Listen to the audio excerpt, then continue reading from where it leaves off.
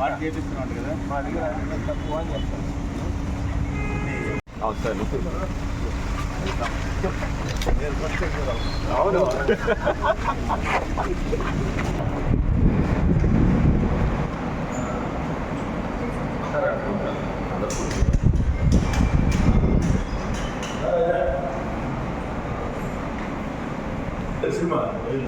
తెలుసు కొట్టేపాలెం చూస్తాం కదా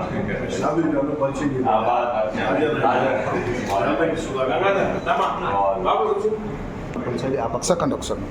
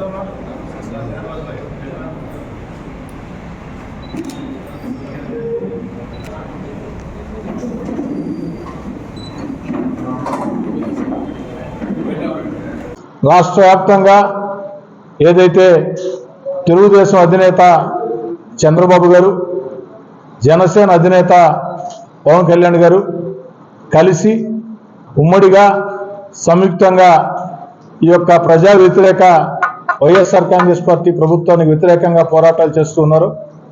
దాన్ని స్ఫూర్తిగా తీసుకుని గతంలో జిల్లా స్థాయిలో అటు తెలుగుదేశం జనసేన ఉమ్మడి ఆత్మీయ సమావేశం జరుపుకోవడం జరిగింది. అదేవిధంగా ఈనాడు జనసేన జిల్లా అధ్యక్షుడు మనుక్రాంత్ రెడ్డి గారిని, అదేవిధంగా జనసేన నాయకుల్ని ప్రత్యేకంగా కలిసేదానికి, రాబోయే రోజుల్లో తెలుగుదేశం జనసేన ఉమ్మడిగా ఏ కార్యక్రమాలు చేపట్టాలా, ప్రజల్లోకి ఇంకా ఎంత బలంగా వెళ్ళాలా, ప్రజల ఆకాంక్ష అయితే ఉందో తెలుగుదేశం జనసేన కలయిక అనేది రెండు పార్టీల కలయిక కాదు. మామూలుగా రాజకీయాల్లో రెండు పార్టీలు మూడు పార్టీలు కలిసి ఎన్నికల్లో వచ్చి ప్రజల ముందు మాది ఉమ్మడిగా కలిసి పోటీ చేస్తున్నామని చెప్తారు. కానీ ఆంధ్రప్రదేశే కాదు, ప్రపంచంలో ఉండే తెలుగు వాళ్ళందరూ ఆకాంక్ష తెలుగుదేశం జనసేన కలిసి పనిచేయాల.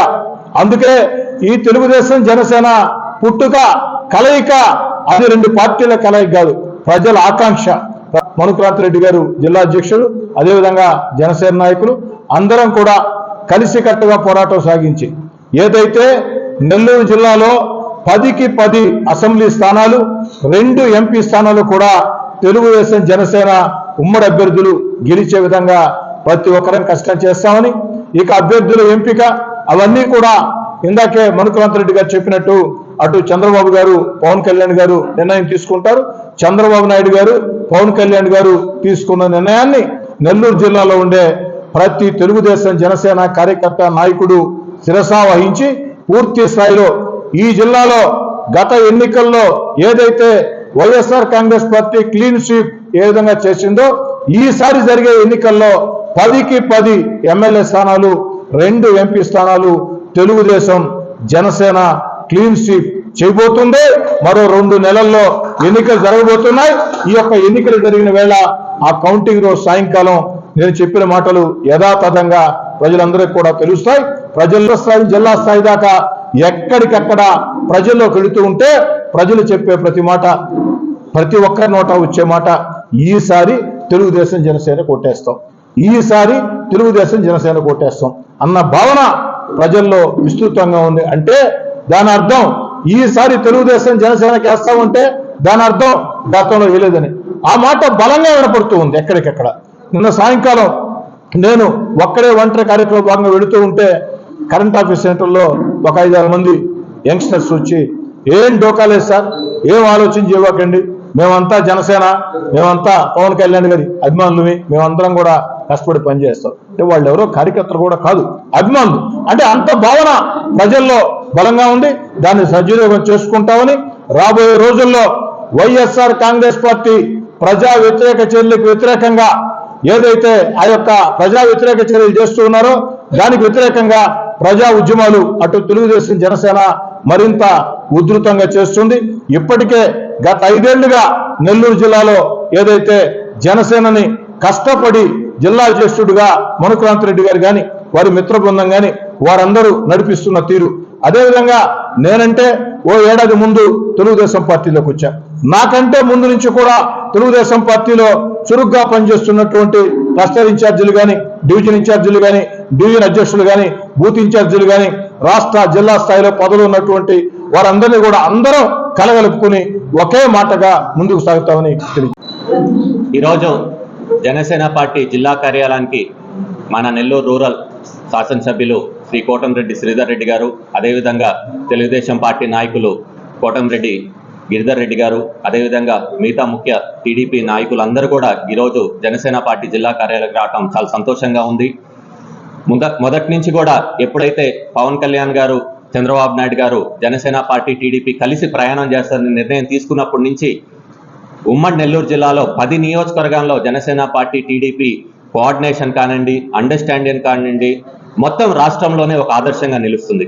అదేవిధంగా రూరల్లో కూడా తెలుగుదేశం పార్టీ శ్రీధర్ రెడ్డి గారు ఎక్కడ కార్యక్రమం చేసినా జనసేన నాయకులు కార్యకర్తలు పాల్గొంటున్నారు.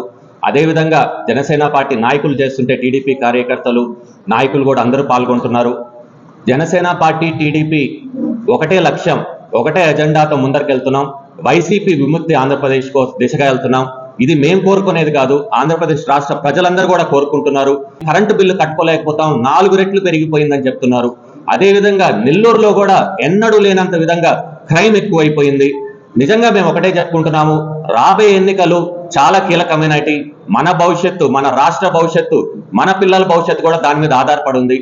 పవన్ కళ్యాణ్ గారు, చంద్రబాబు నాయుడు గారు ఎవరినైతే నిర్ణయిస్తారో ఆ ఉమ్మడి అభ్యర్థిని, జనసేన పార్టీ టీడీపీ ఉమ్మడి అభ్యర్థిని తప్పకుండా గెలిపించుకోవాలని చెప్పి కూడా కోరుకుంటున్నాను.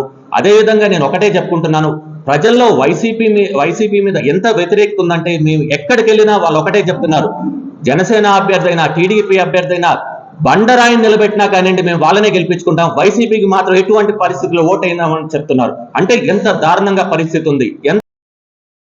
మరెన్నో వీడియోల కోసం మా ఛానల్ ని సబ్స్క్రైబ్ చేసుకుని పక్కనే ఉన్న బెల్ ఐకాన్ ని క్లిక్ చేసి యాక్టివేట్ చేసుకోండి.